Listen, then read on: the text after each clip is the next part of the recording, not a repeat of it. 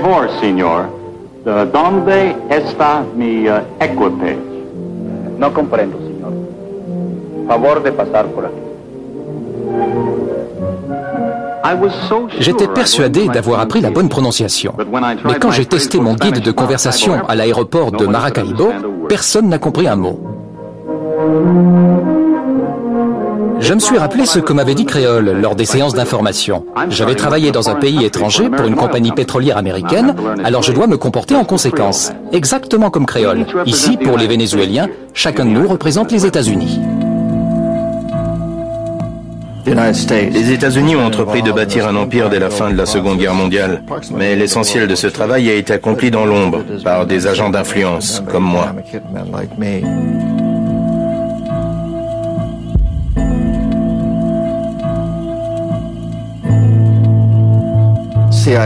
Les agents de la CIA ne se présentent pas comme des barbouzes ou des espions, encore moins comme des agents de la CIA.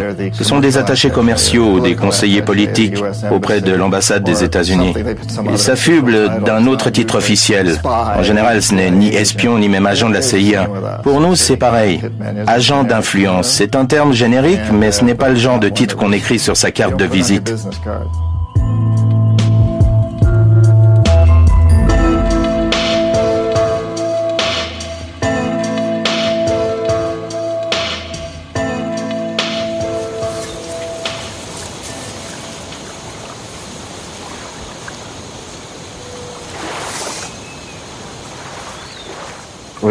J'avais peur. Je savais que j'aurais affaire à forte partie. J'avais vu les chacals à l'œuvre. La même question revenait toujours. Et si ça m'arrivait à moi? Je ne sais pas combien de temps il me reste à vivre. Peut-être 20 jours, peut-être 20 ans. Il fallait que je raconte cette histoire.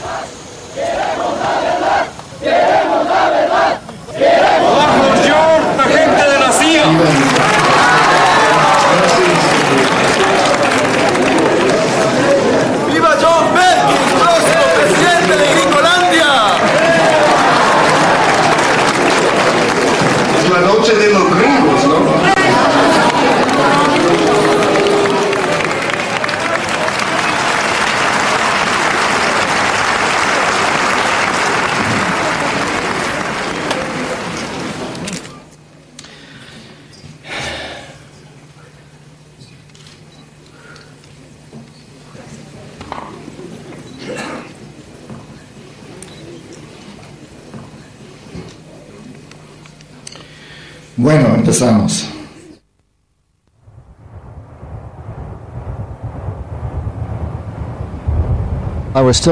J'étais encore étudiant lorsque j'ai été recruté par l'Agence de sécurité nationale, la plus grande agence de renseignement des États-Unis, sûrement la plus secrète aussi. On m'a fait passer une série de tests de personnalité, détecteurs de mensonges, et on a décrété que j'avais le potentiel nécessaire pour devenir agent d'influence. Puis on m'a fait comprendre que je ne devais même pas songer à faire ce métier, ni même à accepter mon premier poste, si je n'étais pas certain de poursuivre dans cette voie. Parce que, comme on me l'a dit, une fois qu'on y est, c'est pour la vie.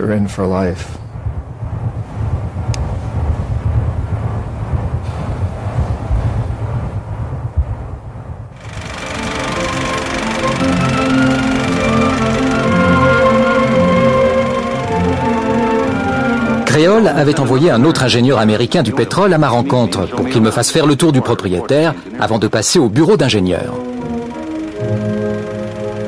Dès mon arrivée, j'ai fait des connaissances.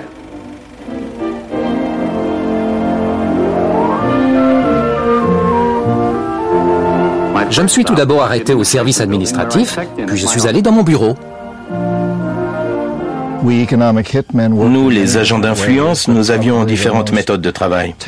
La plus courante consistait à jeter notre dévolu sur un pays du tiers-monde disposant de ressources convoitées par nos entreprises, le pétrole par exemple. Puis à faire en sorte qu'une organisation comme la Banque mondiale lui octroie un prêt faramineux. Le gros de cette somme tombait directement dans l'escarcelle d'une entreprise américaine de construction, par exemple comme Bechtel ou Halliburton. Cette dernière se chargeait alors de mettre en œuvre dans le dit pays du tiers-monde des projets de construction colossaux, comme des centrales électriques, des parcs industriels ou des ports. Une fois que Chesty Mann avait signé un contrat avec le gouvernement, mon travail consistait à surévaluer les besoins, afin que le prêt soit aussi substantiel que possible. En gros, voilà comment ça marchait. J'ai demandé au chauffeur de me faire visiter Caracas.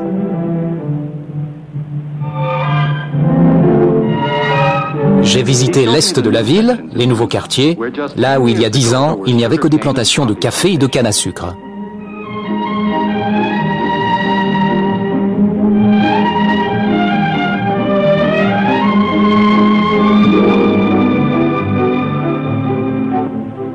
Certains quartiers résidentiels sont plutôt futuristes. D'autres, en revanche, sont si calmes et si tranquilles qu'on se croirait dans un autre monde. La cité universitaire est l'un des hauts lieux de Caracas. Encore un exemple de la prospérité dont jouit le Venezuela grâce au pétrole. Le pays se retrouve pris au piège de la dette. Une dette si énorme qu'il est dans l'impossibilité de rembourser. C'est alors que nous, les agents d'influence, nous retournons dans le pays pour dire « Écoutez, puisque vous ne pouvez pas rembourser votre emprunt, rendez-nous service. Votez favorablement lors du prochain vote important à l'ONU, ou envoyez-nous des troupes en renfort en Irak. Ou mieux encore, vendez-nous votre pétrole pour une bouchée de pain, ou votre main-d'œuvre, ou toute autre ressource susceptible de nous intéresser. » Le système de l'emprunt pour le développement est simple. Vous empruntez de l'argent à la Banque mondiale, puis vous investissez dans cet extraordinaire barrage ou dans cette politique géniale en faveur de la croissance économique, ce qui doit vous permettre de rembourser aisément votre emprunt, voire plus. C'est donc un excellent investissement. Mais bien entendu, les choses ne sont pas aussi simples. De nombreuses régions du monde sont en perte de vitesse. Prenez l'Afrique subsaharienne par exemple, ou une bonne partie de l'Amérique latine. Elles ont perdu 2 décennies. À bien des égards, 50% à 60% de la population de la plupart des pays d'Amérique latine est toujours aussi pauvre qu'avant, pour ne pas dire plus.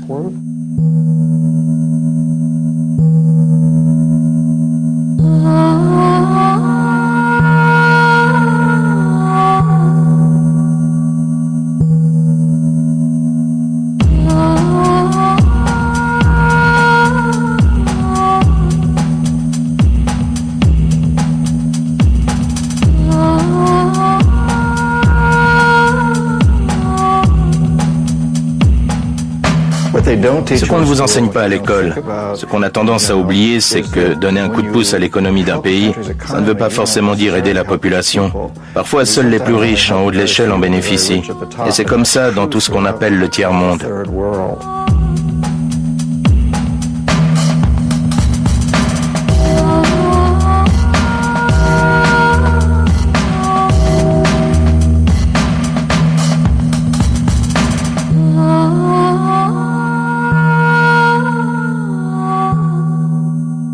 Identificamos un país que tiene recursos nuestras corporaciones desean.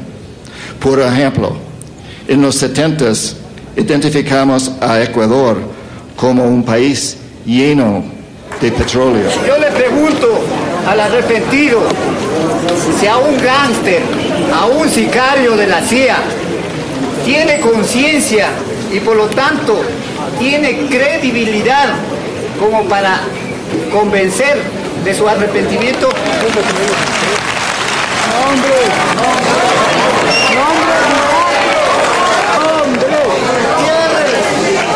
Nombres y datos concretos.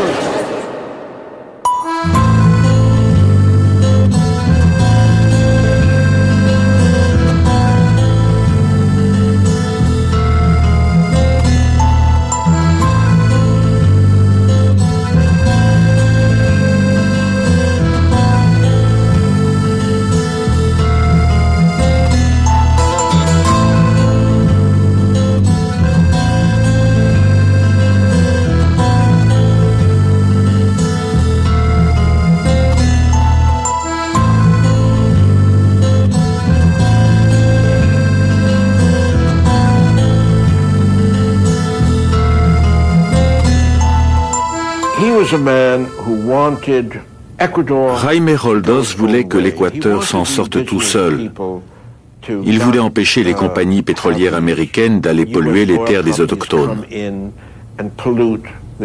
C'était un type très éclairé et pas particulièrement radical. C'était quelqu'un de bien. Nous l'aimions bien.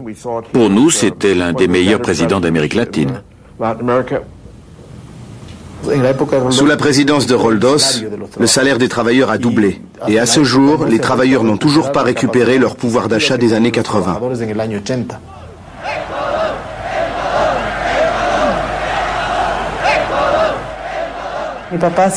On demandait souvent à mon père s'il voulait qu'on se souvienne de lui comme d'un grand président ou d'un homme brillant, car c'était un homme brillant, extrêmement intelligent. Un jour, il a répondu comme quelqu'un de bon. Una de nuestras principales riquezas es el petróleo. El petróleo constituye hoy el filón principal de la riqueza ecuatoriana.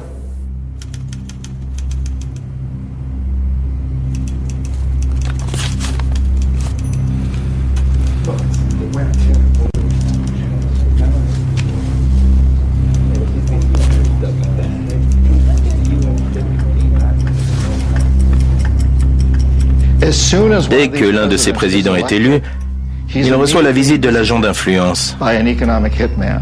Quelqu'un, ça aurait pu être moi, entre dans son bureau et lui dit « Monsieur le Président, je suis venu vous féliciter pour votre élection.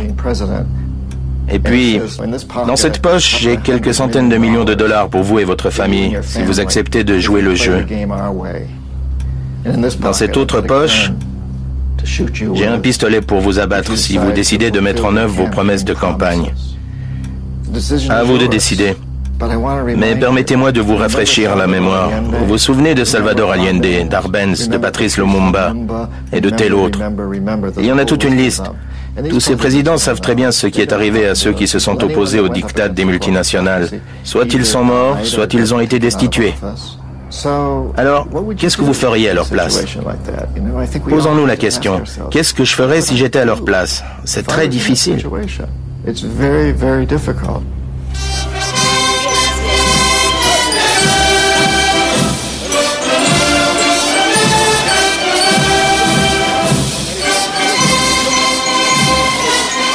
Seguiremos defendiendo, como hemos defendido, la no intervención y la libre determinación de los pueblos.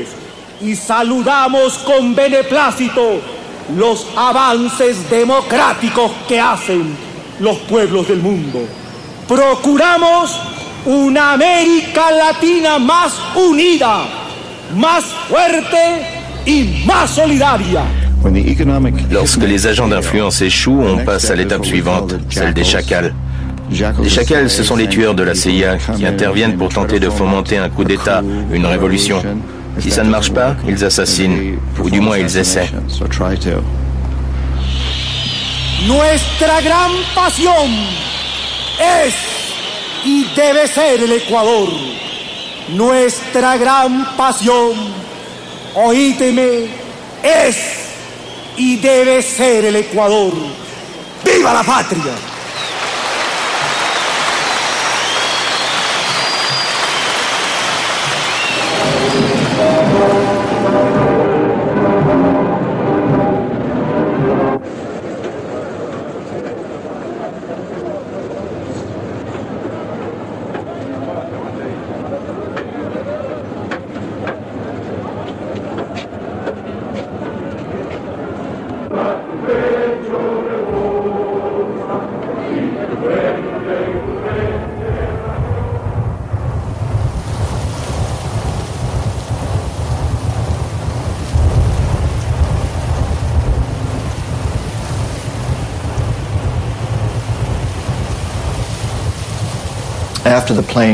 Après l'accident, toute la zone a été bouclée.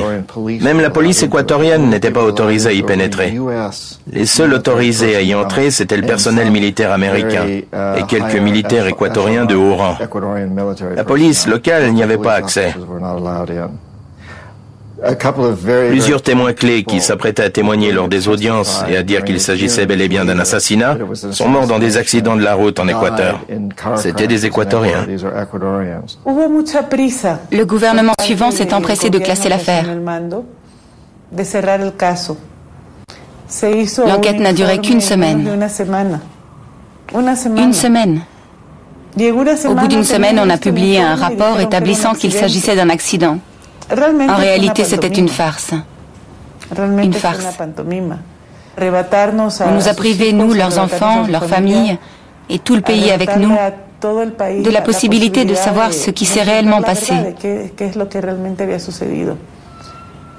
C'est ce qu'on peut faire de pire à quelqu'un, le priver de la vérité.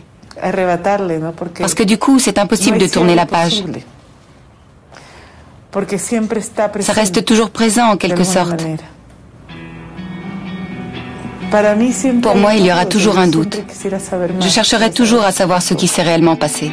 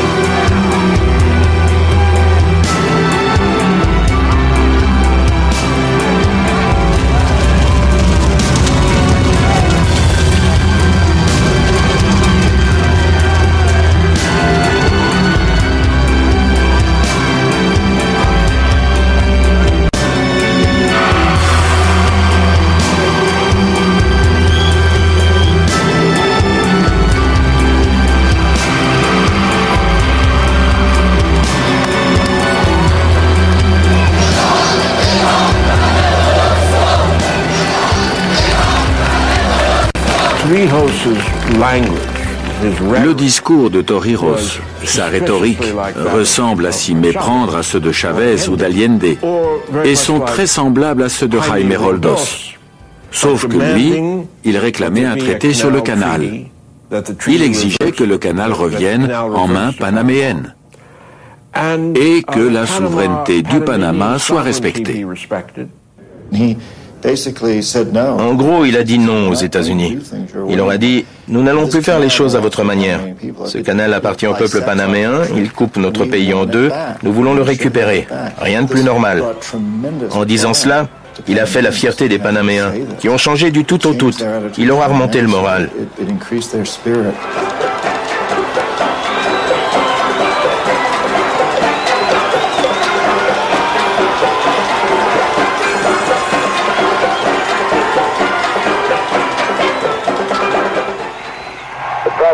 La présence de 50 000 Américains ici, dans la zone du canal, a toujours été un sujet délicat pour le Panama. Torrijos a exigé, sans encore tenter de l'imposer, la souveraineté panaméenne sur la zone. Il a déclaré « Si nous devons mourir, nous mourrons pour libérer notre pays ». On m'a envoyé au Panama pour convaincre Torrijos, pour le rallier à notre cause. Il a refusé. Il me l'a dit en toute franchise. Je sais très bien que si j'accepte, je deviendrai très riche, mais ce n'est pas ça qui m'intéresse. Je veux aider les pauvres de mon pays.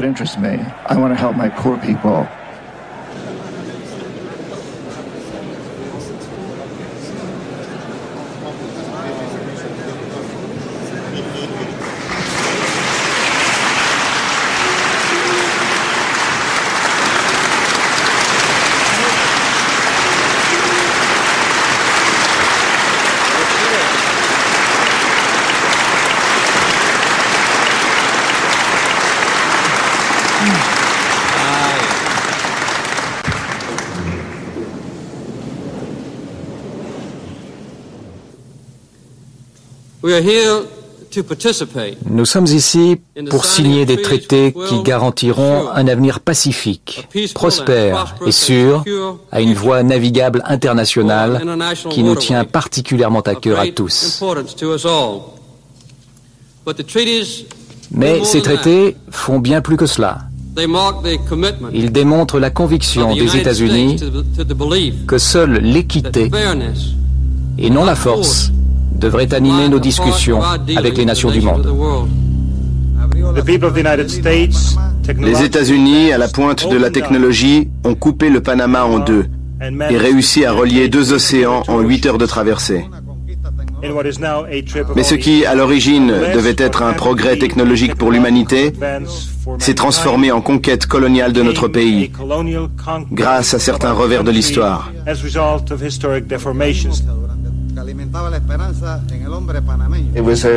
C'était une terrible corvée pour moi. Je savais que si je n'arrivais pas à le corrompre, je ne voulais pas vraiment corrompre Torrijos, parce que j'admirais son courage et son honnêteté, sa détermination à aider les pauvres de son pays. Je l'admirais pour ça. Mais par ailleurs, c'était mon boulot de le corrompre. J'avais l'impression que si je n'y arrivais pas, les chacals interviendraient et qu'il lui arriverait quelque chose de bien pire. Ma présence ici, en compagnie des dirigeants et des hommes d'État de tout l'hémisphère, marque la fin de nombreuses batailles menées par des générations de patriotes panaméens.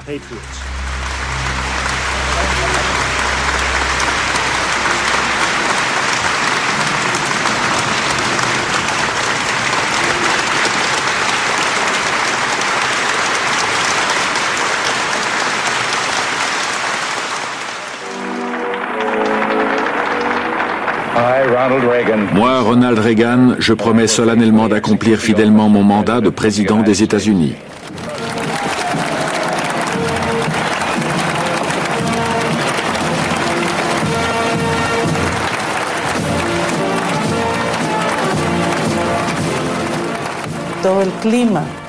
Le climat politique a changé en Amérique latine. Carter était proche de nous. Il a fait régner un climat de démocratie, mais pas Ronald Reagan.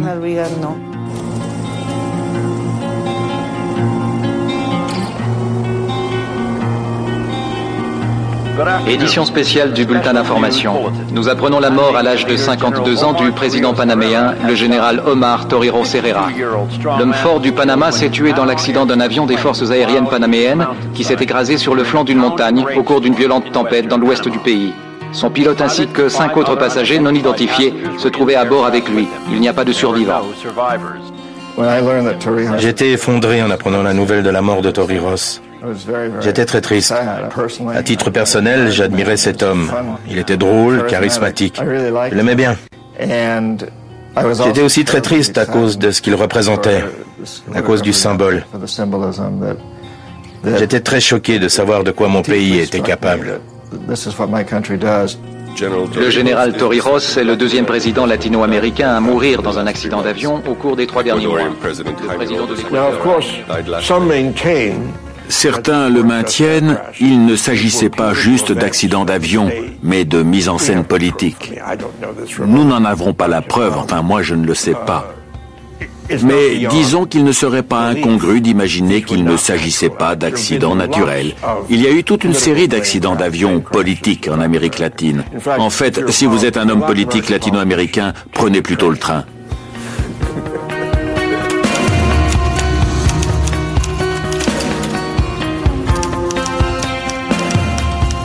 Dès le début, mon travail d'agent d'influence m'a donné mauvaise conscience. J'étais déchiré. J'ai commencé à mener la belle vie, c'est vrai. Je voyageais toujours en première classe. Mais à un moment donné, je n'arrivais plus à cautionner tout ça. Je savais que ce que nous faisions était très mal, et ça n'allait pas dans l'intérêt de l'humanité, ni dans l'intérêt de l'avenir des États-Unis. Bien au contraire. Mais peu à peu, je l'ai accepté.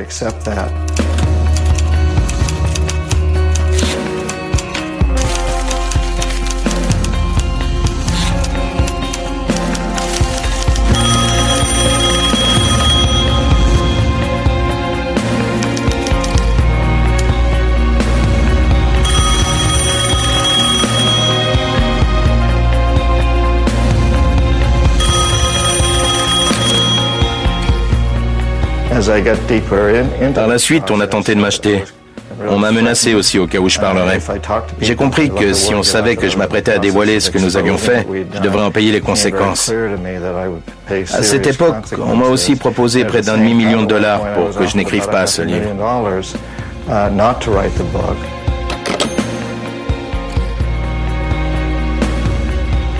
J'ai donc succombé à ce cocktail de pots de vin et de menaces.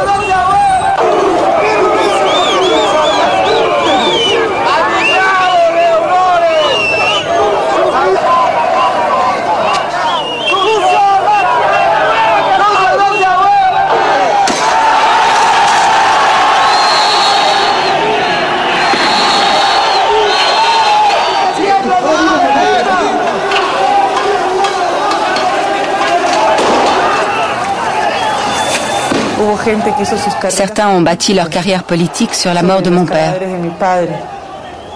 Ils ont mis les cadavres au placard au nom de la bonne gouvernance, à tel point que nous sommes devenus un pays ingouvernable depuis quelques années.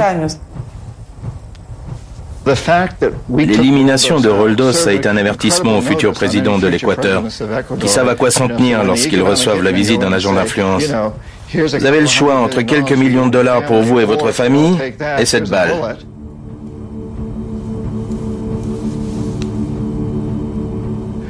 Ils sont tentés de dire, d'accord, j'accepte. Je pourrais peut-être faire quelque chose de bien tout en m'enrichissant moi et ma famille. Et personne ne fera mieux que moi.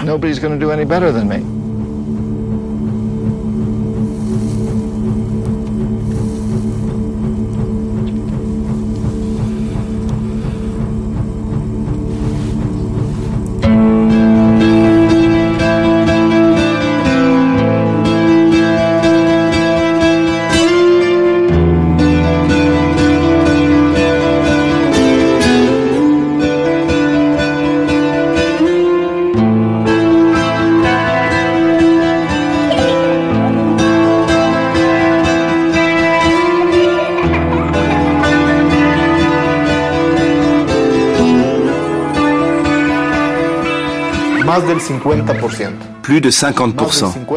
Plus de 50% du budget servait à couvrir la dette extérieure. Pendant cette période, ça a été une véritable épée de Damoclès.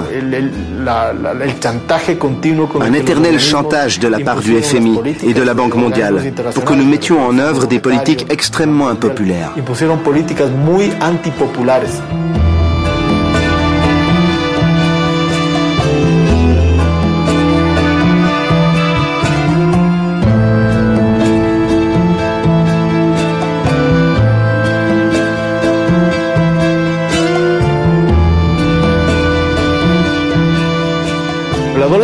La dollarisation a été un véritable hold-up, une vaste escroquerie à l'échelon national.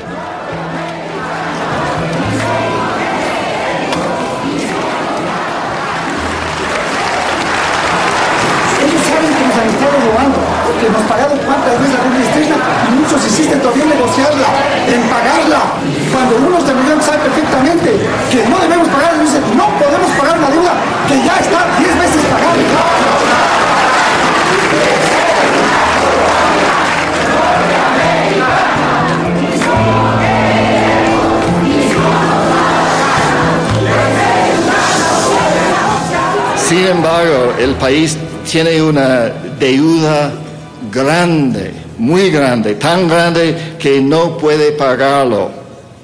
Esto es una parte del plan. Esto es lo que pasó en Irak.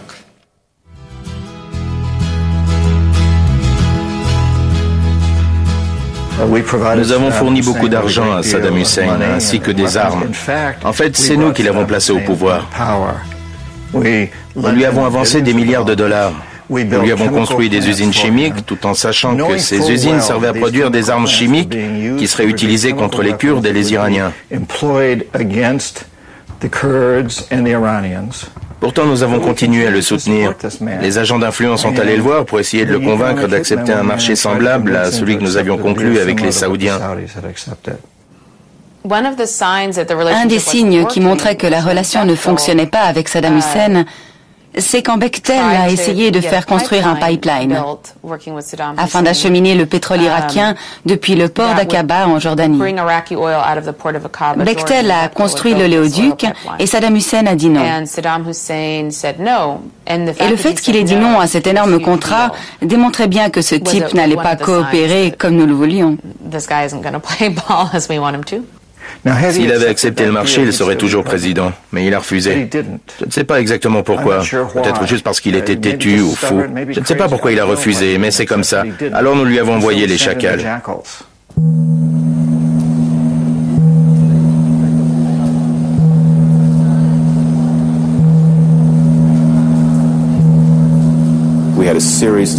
Nous avons envoyé plusieurs équipes de la CIA sur place. J'en dirigeais une, pour voir si un coup d'État était envisageable. Nous sommes allés sur place, nous avons traversé la frontière. Nous avons pris contact avec des officiers militaires en janvier 1995, qui nous ont dit que oui, un coup d'État était envisageable.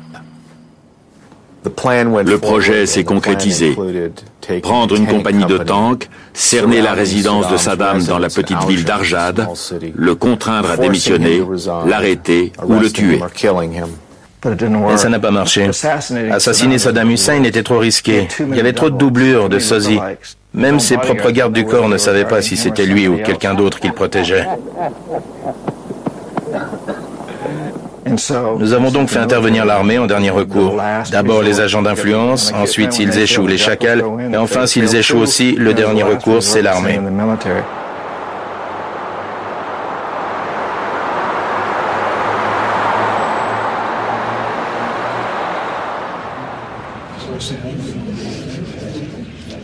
Monsieur le Président, chers membres du comité, les femmes et les hommes d'exception qui portent l'uniforme de l'armée des États-Unis ont déjà accompli de grandes choses en Irak.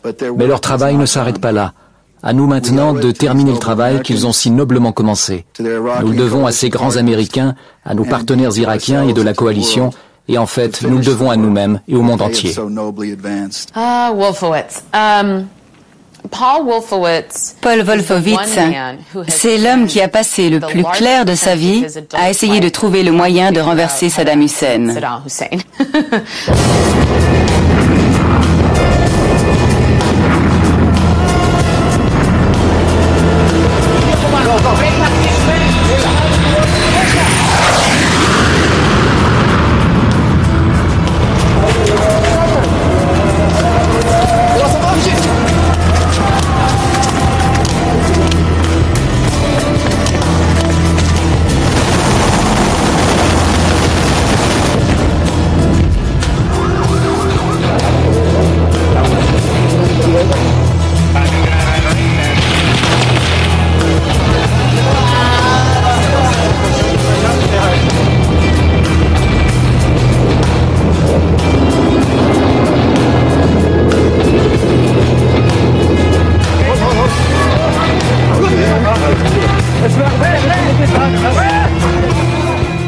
Nous avons donc envoyé l'armée et nous nous en sommes bel et bien débarrassés.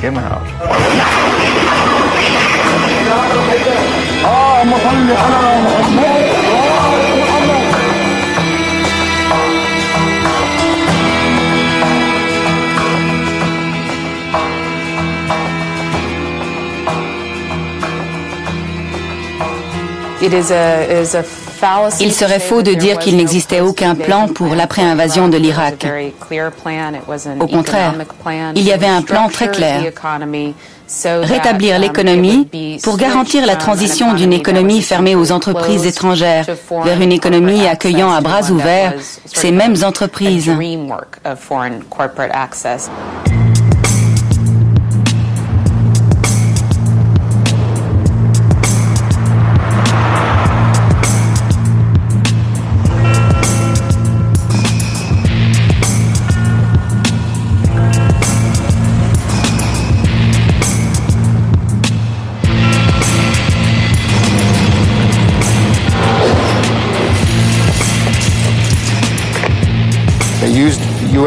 Ils se sont servis d'avions cargo américains pour transporter 144 palettes chargées de billets de $100.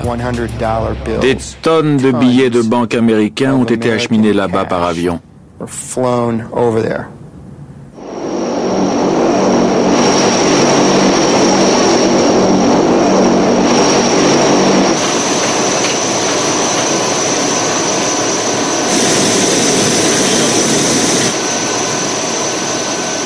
Comme son nom l'indique, l'argent du Fonds pour le développement de l'Irak devait servir l'économie irakienne. L'autorité provisoire de la coalition, c'est-à-dire le gouvernement souverain de l'Irak, s'est chargée d'administrer ces fonds pour le compte du peuple irakien. Nous les avons réinvestis dans des projets de reconstruction du pays pour aider le peuple. Telle était l'intention, le cas de figure idéal. En fait, le système a pris l'eau de toutes parts. Je revois encore ces 2 millions de dollars posés sur la table et ces 3 hauts responsables du gouvernement à Bagdad qui ne faisaient que de distribuer l'argent, rien d'autre que de distribuer l'argent à longueur de journée.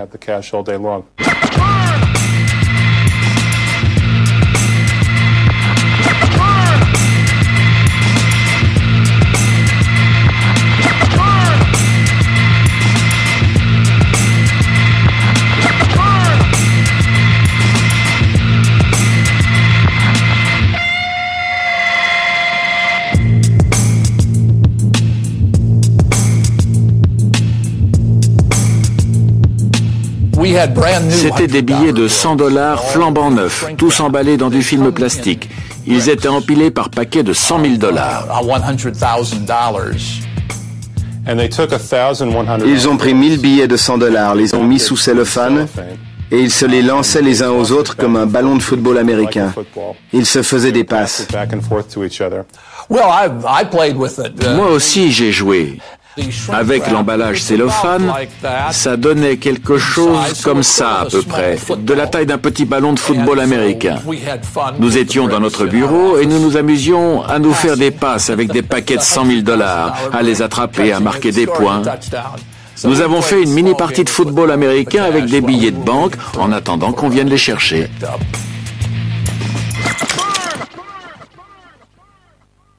Au cours des 18 premiers mois de l'occupation, 18 milliards de dollars du Fonds pour le développement de l'Irak ont été dépensés sous la supervision de l'autorité provisoire de la coalition. La moitié de cette somme, soit 9 milliards de dollars, a disparu. Personne ne sait où elle se trouve, personne ne sait ce qu'il est advenu de cette somme. Personne ne sait avec précision combien d'argent irakien a été consacré à la reconstruction. C'est un trou noir. On ignore à qui cet argent a été versé ou pourquoi. Tout ce qu'on sait, c'est que près de 9 milliards de dollars ont été égarés pendant les premiers mois de l'occupation.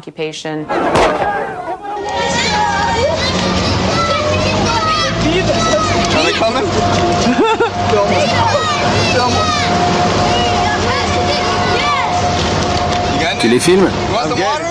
Tu veux de l'eau? Continue de courir, c'est bien.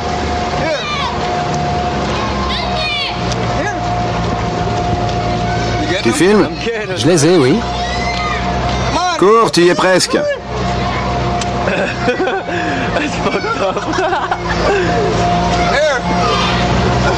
Tu le vois?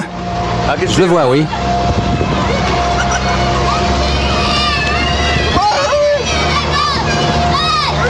Dépêche-toi si t'en veux. Il va courir pendant 3 kilomètres. Il s'arrêtera jamais.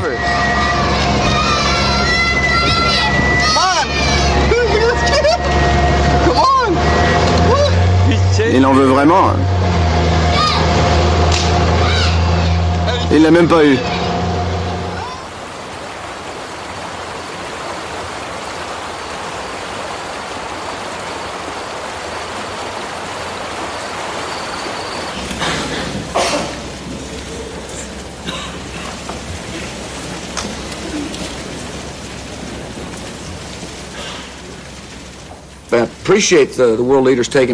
J'ai beaucoup apprécié que les leaders du monde répondent à mes coups de fil quand j'ai voulu leur expliquer pourquoi je pensais que Paul ferait un excellent président de la Banque mondiale. C'est un homme d'expérience. Il a participé à la gestion d'une grande organisation. Le Pentagone est une grande organisation, la Banque mondiale aussi. Il a participé à la gestion de cette organisation. C'est un diplomate chevronné. Et Paul est très engagé en faveur du développement. C'est un homme bon, plein de compassion, qui fera de l'excellent travail à la Banque mondiale. Je crois profondément en la mission passionnante de la Banque mondiale. La possibilité d'aider 1 milliard de personnes qui gagnent moins d'$1 par jour à sortir de la pauvreté et des milliards d'autres qui vivent dans une situation de précarité, les faire bénéficier de l'égalité des chances dans la vie, est une formidable responsabilité et un véritable défi.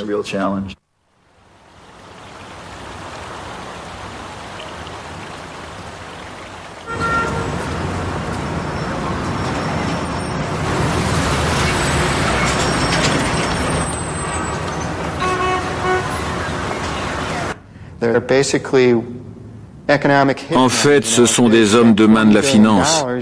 Ils ont dilapidé 20 milliards de dollars du fonds destiné à l'Irak de façon totalement irresponsable. Et aujourd'hui, l'Irak affronte des difficultés financières et écroule sous les dettes. À mon avis, tout cela convient dans une certaine mesure au gouvernement américain, car pour que l'Irak obtienne un crédit et le soutien du FMI sous forme d'investissement, il doit remplir un certain nombre de conditions, dont l'une est la privatisation de son pétrole.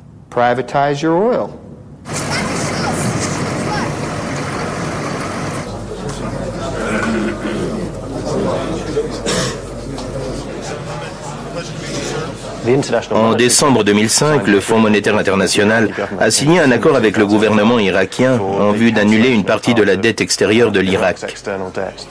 L'une des conditions fixées par le FMI était la promulgation par le gouvernement irakien d'une loi avant la fin 2006, faisant passer l'industrie pétrolière du secteur public, dont elle dépendait depuis près de 30 ans, au secteur privé, c'est-à-dire les multinationales. Voilà comment les choses se sont passées. Nous vous offrons un programme d'ajustement structurel et en contrepartie, vous libéralisez, vous déréglementez, vous privatisez votre économie. Et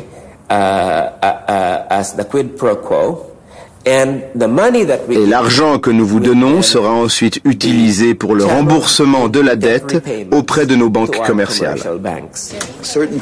Certaines choses sont vraiment claires et nettes. Il est évident que notre objectif est la réduction de la pauvreté. Il est clair que notre objectif est de renforcer notre capacité à fournir des ressources utilisables afin de ne pas avoir à réduire les crédits. Je sais que l'année passée, nos crédits ont atteint des niveaux records, mais ils doivent encore augmenter, alors nous devons solliciter davantage nos bailleurs de fonds.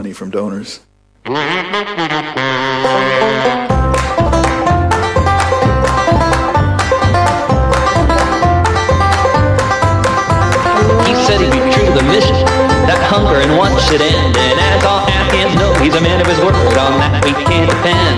So be prepared for prosperity, it's coming to your door, cause there will be no poverty once we kill off all the poor. Last week he was bombing cities, now he's a financier. Pay your debts or say goodbye, all over with his ear. He'll lead us to freedom, and we will be so glad, just like those shoppers in that market in downtown Baghdad. Last week he was bombing cities, now he's a financier. Pay your debts or say goodbye, all over with his ear.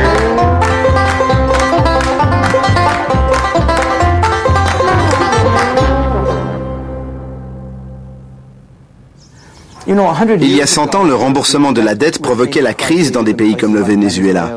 Les États-Unis, l'Allemagne et la France envoyaient leurs canonnières pour se faire rembourser. C'est donc une vieille histoire, sauf qu'aujourd'hui c'est le FMI et la Banque mondiale qui prennent leur lait. Plus besoin d'envoyer les canonnières ou l'armée, il suffit de mandater le FMI et la Banque mondiale pour se faire rembourser. Bienvenue au Guatemala. Je suis très content d'être là. Aucune mafia au monde n'a autant d'influence.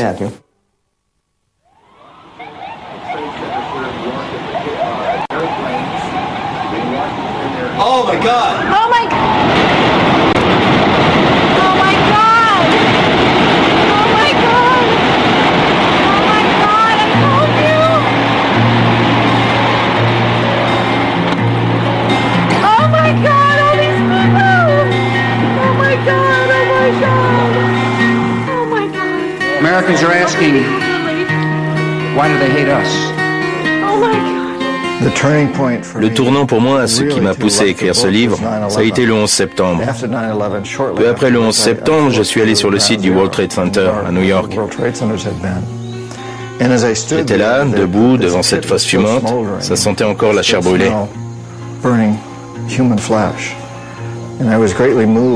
Cette expérience m'a beaucoup ému. C'est en regardant ce terrible cratère que j'ai compris que j'avais ma part de responsabilité dans ce qui arrivait. Oussama Ben Laden a beau être un tueur qui mérite d'être traduit en justice. Le fait est qu'une bonne partie du monde le considère comme un héros. J'ai compris ce jour-là, en regardant cette effroyable fosse où s'érigeait autrefois le World Trade Center, que je devais raconter cette histoire, qu'il fallait que je révèle ce que nous faisons depuis une cinquantaine d'années, depuis la Seconde Guerre mondiale. Et je me suis aperçu que les Américains ne comprenaient pas pourquoi quelqu'un avait pu faire ce que Oussama Ben Laden avait fait, et que nous avions besoin de comprendre. Il fallait que ce soit clair.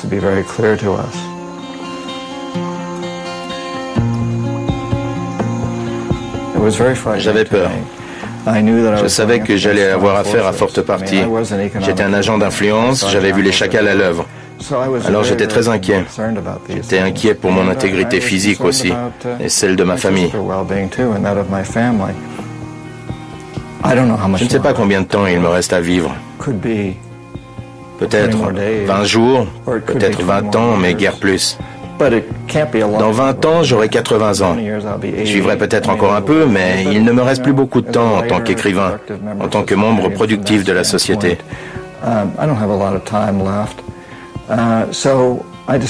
J'ai donc décidé de consacrer le reste de ma vie, quelle qu'en soit la durée, à faire de ce monde un monde meilleur pour ma fille et pour ses frères et sœurs aux quatre coins du monde.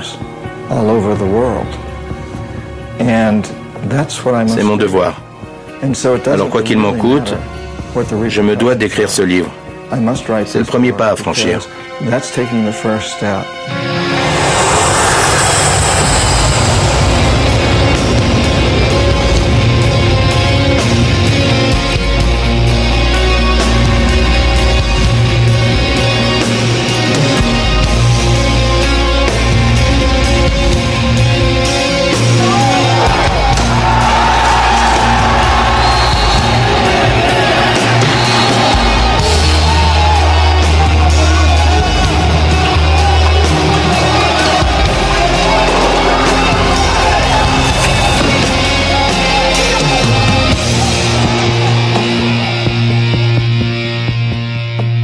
Je travaillais comme agent d'influence au Panama auprès d'Omar Torrijos et en même temps auprès de votre père.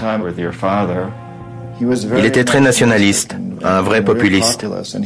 Il a juste dit non aux États-Unis. Il a dit « Nous n'allons plus faire les choses à votre manière », ce qui a dû choquer Washington.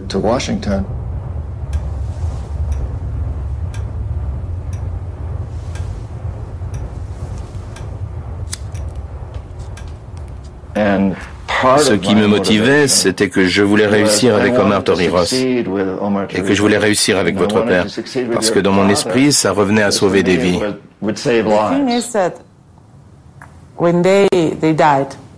Quand ils sont morts pour nous, c'était la fin du monde. J'avais 17 ans. Ce qui s'est passé après, je m'en souviens, mais c'est flou. Des années plus tard, il a fallu que je lise le récit de cette période pour m'en souvenir. J'avais pratiquement rayé cette année de ma mémoire. J'avais presque tout oublié de cette année-là.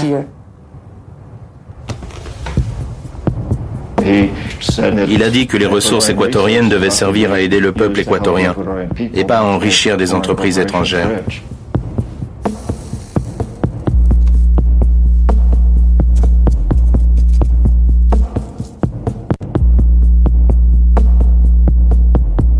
Nous avons donc envoyé les chacals pour l'assassiner.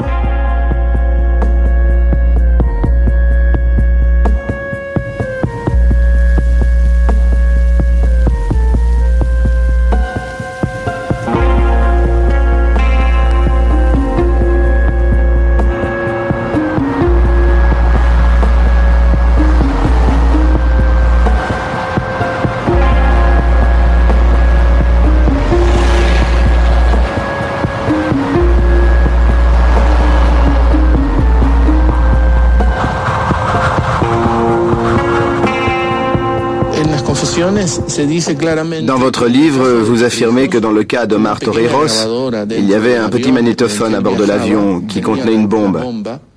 C'est l'explosion de cette bombe qui l'a tué. Oui. Et je crois que Roldos a connu le même sort. Je vous le rappelle, John Perkins, le repentir d'un agent d'influence, ce soir à 19h au Théâtre Prométhée, à la Maison de la Culture.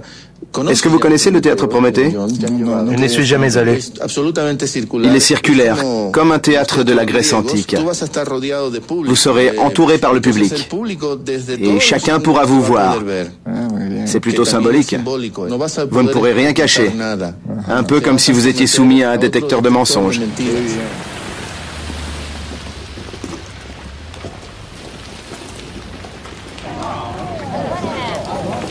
Llamar a la reflexión de que de pronto los países pequeños también somos dignos, de que hay una gran reserva moral en países pequeños como el Ecuador, de que hay una gran reserva moral en cada uno de nosotros y en presidentes como Roldós. Oyendo a estas palabras de Marta Roldós, me puso mucha emoción en mi corazón. Tengo que pensar un momento. Aquí en Quito cayó el imperio incaico. Aquí en Quito empezó la caída del imperio español. Y aquí en Quito, el Ecuador, caerá también el imperio norteamericano.